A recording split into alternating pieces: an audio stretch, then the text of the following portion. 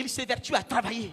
Tous les samedis, il organise des programmes de prière à l'enceinte de votre église. Posez-vous la question, pourquoi de toutes les salles d'Abidjan, c'est le CNEPSI qui est sollicité de la sorte? Sous votre nez, quelque chose se passe et personne n'est là pour voir. Il y a une conspiration contre le retour de Papa Eli Pada. Il y a un complot qui est fait. Il y a une conspiration qui est faite dans le monde spirituel. Le Saint-Esprit, depuis hier, m'a mis à cœur que ce matin, ce culte soit un culte d'intercession. Dis avec moi, un culte d'intercession. Parce que nous sommes en guerre contre la puissance des ténèbres. Le monde spirituel nous a déclaré la guerre. Le monde des ténèbres nous a déclaré la guerre. Et notre devoir en tant qu'Église du Seigneur, c'est de nous lever comme un seul homme et de riposter, de prier pour que tout ce qui est fait dans le spirituel qui conteste le retour de Papa tombe dans le nom de Jésus. Alléluia. La Bible dit que tu ne peux pas entrer dans la maison de quelqu'un sans toutefois avoir pris la peine de le lier. Alors ce matin, nous allons aller dans le camp ennemi et nous allons lier tout ce qu'il a fait dans l'église, dans la nation, dans la vie de son serviteur. Alléluia. Pour que la victoire soit à notre portée dans le nom de Jésus. Exode chapitre 22, verset 18. Je lis rapidement. Exode chapitre 22, verset 18. Si c'est trouvé, je lis. On peut rester assis.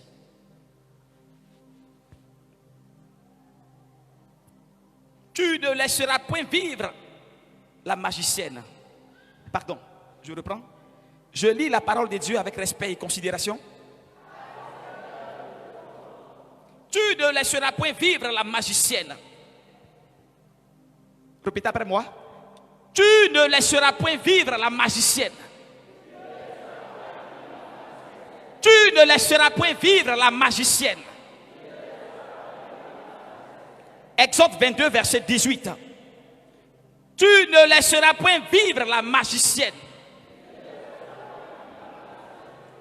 Entendez par magicienne la sorcière, celle qui pratique la sorcellerie, celle qui a recours à des pratiques occultes qui agissent contre le peuple de Dieu, celle qui médite des intentions iniques contre la vie de l'Église, celle qui a dans le cœur des pensées obscures contre l'avancée des choses au niveau de l'Église, celle qui n'assemble pas mais qui disperse.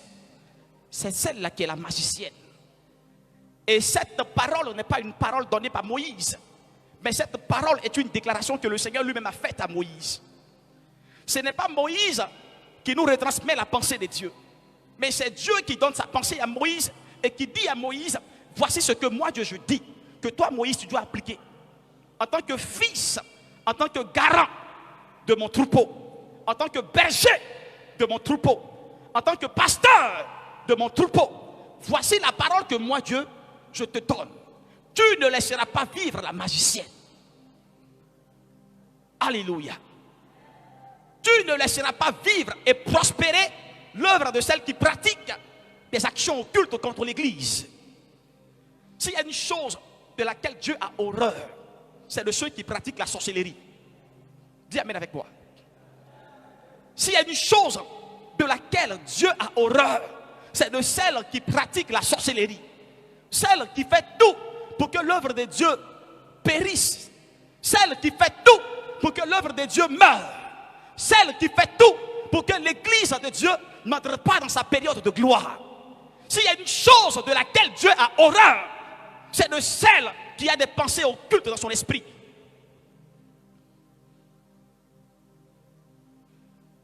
Et nous tous qui sommes là, nous tous qui nous donnons ce titre de fils et de fille de Papa Eli Pada, notre devoir en tant que fils et fille de la cité de Dieu, quand notre église est attaquée, quand son serviteur est combattu, quand l'église est combattue de part et d'autre, notre devoir c'est lequel? C'est de nous lever comme un seul homme, de prier et de prendre position dans le monde spirituel. Alléluia. Alléluia. Je vous l'ai dit ce matin, la Bible dit, quand l'apôtre Pierre était en prison, ce n'est pas un pasteur qui a prié pour sa libération. Ce n'est pas un archevêque, un apôtre, un évêque, un prophète ou un patriarche qui a prié pour sa libération. Mais c'est l'église qui se tenait dans la prière. Et la Bible dit que l'Église ne cessait de parler à Dieu. Alléluia. Alléluia. Donc, la libération de l'apôtre Pierre reposait sur les prières de l'Église. La délivrance de l'apôtre Pierre reposait sur les prières de l'Église. Dieu se servait des prières de l'Église pour intervenir dans le cas de l'apôtre Pierre. Le 31 passé, chacun de nous ici avons vécu une fête de douleur, une fête d'angoisse. Notre papa n'était pas là pour nous bénir, pour libérer la grâce de la nouvelle année sur nos vies. On a été privés de l'affection paternelle le 31 passé. On a fêté dans la douleur, on a fêté dans l'angoisse. Notre joie n'était pas parfaite parce que quelque chose manquait à notre joie. Et les années se suivent, mais ne se ressemblent pas. Je parle à quelqu'un ce matin. Les années se suivent, mais ne se ressemblent pas.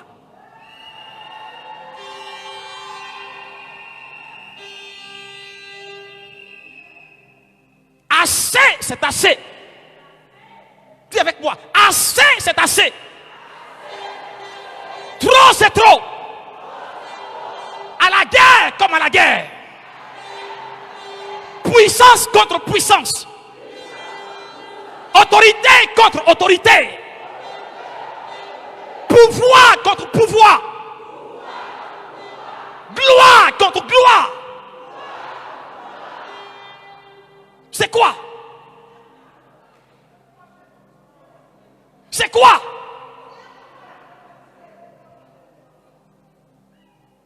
C'est quoi? On est fatigué. Amen.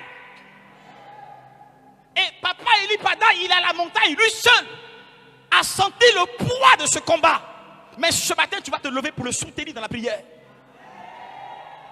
De la même manière que Aaron et Hur ont soutenu les mains de Moïse sur la montagne, tu vas te lever avec moi et nous allons soutenir les mains de papa à la montagne pour que la victoire soit de mise.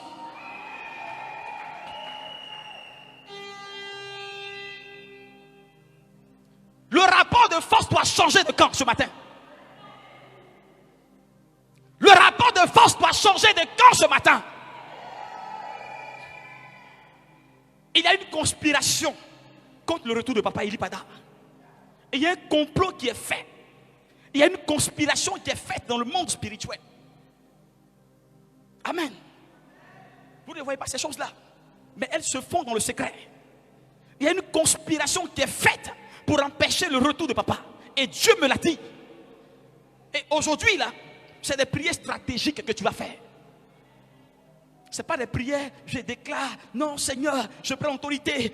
Non, écoute-moi. C'est des prières stratégiques que tu vas faire ce matin. C'est des prières d'envoûtement, des prières de mort, des prières de décret. Tu vas envoûter, tu vas libérer les tonnerres ce matin.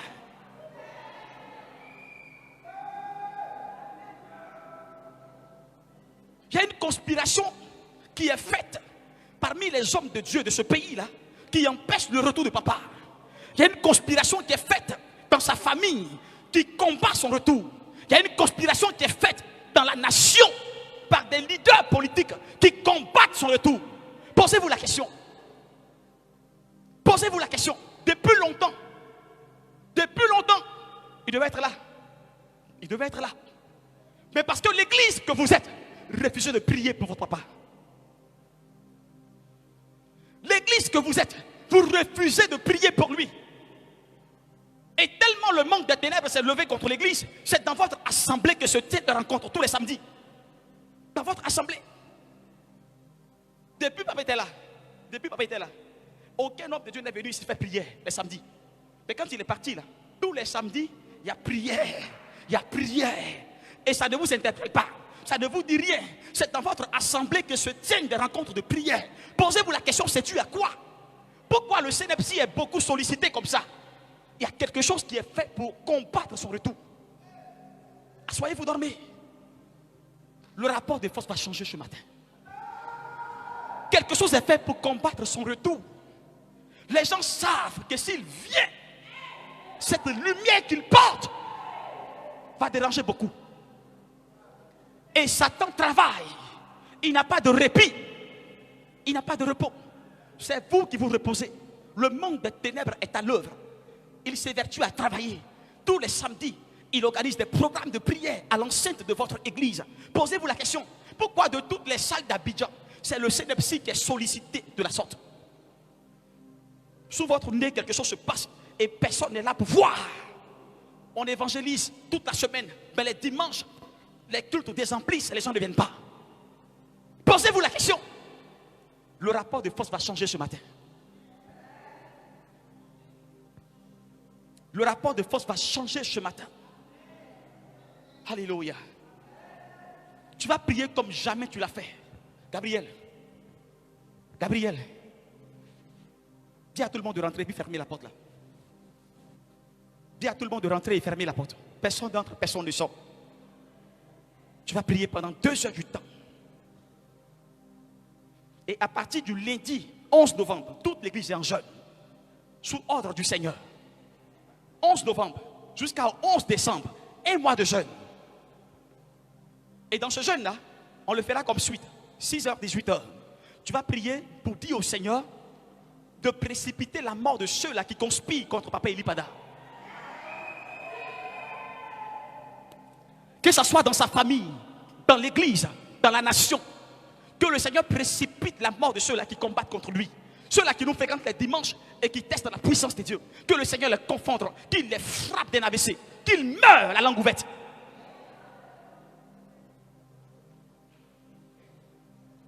Dites à tout le monde de rentrer.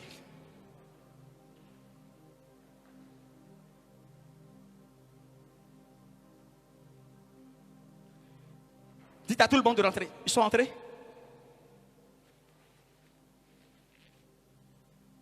C'est pas normal. C'est pas normal. Et si vous ne vous levez pas aujourd'hui,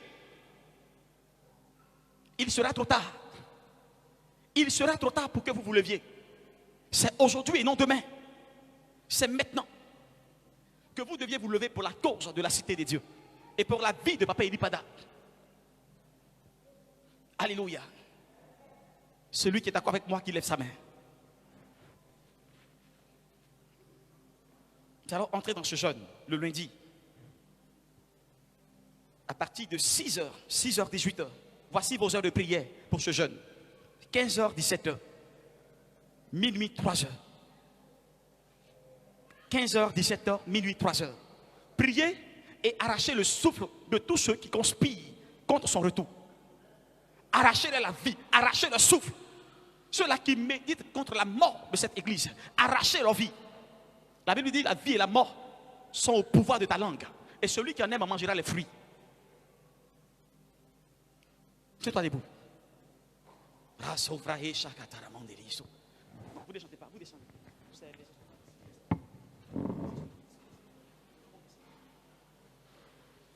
Je veux que tout le monde rentre. Fermez la porte. Personne ne sort. Gabriel, j'ai dit quoi? J'ai dit quoi, Gabriel? Fermez les portes. Personne n'entre, personne ne sort. Si quelqu'un il est sorti, il reste là-bas.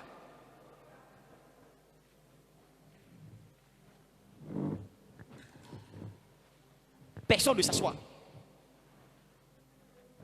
Le rapport de force doit changer ce matin. Et pour vous qui êtes à la maison chez vous, vous qui aimez Papa Elipada, vous qui aimez la cité de Dieu, ce moment de jeûne est le vôtre. 6h, 18h. Voici vos heures de prière. 15h, 17h, minuit, 3h. Priez pour que Dieu arrache la vie à ceux-là qui conspirent contre le retour de Papa Elipada. Ceux-là qui s'opposent à son retour. Que le Seigneur les frappe d'un AVC. Priez de la sorte. Parce qu'il est l'heure que le rapport de force change. Il est l'heure que le rapport de force change. Assez, c'est assez. Priez de la sorte.